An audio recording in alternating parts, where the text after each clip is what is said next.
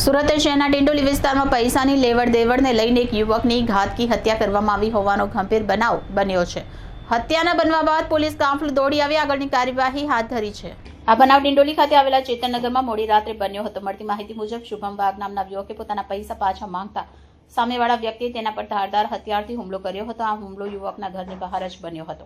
હુમલામાં ગંભીર રીતે ઘાયલ થયેલા યુવકને તાત્કાલિક ખાનગી હોસ્પિટલ ખસેડવામાં આવ્યો હતો, જ્યાં હાજર તબીબોએ તેને મૃત જાહેર કર્યો હતો। બનાવની જાણ થતાં જ ડિંડોલી પોલીસે ઘટનાસ્થળે પહોંચી તપાસ હાથ ધરી છે। પોલીસે આ મામલે વધુ તપાસ શરૂ કરી છે અને હત્યારાની શોધખોળ હાથ ધરી છે।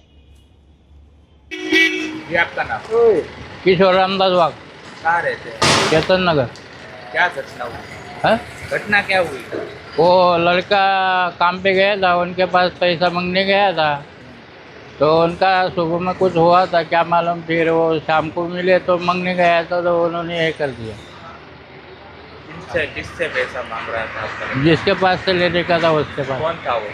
अभी मैं नहीं देखा ना वो कौन था। तो कब घटना बनी? 9 साढ़े 9 बजे की।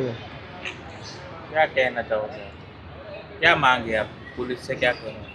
पुलिस से तो वो केस किया था, फिर अभी वो उन्होंने कुछ ये किया नहीं, उसका पूरा आगे नहीं फिरा।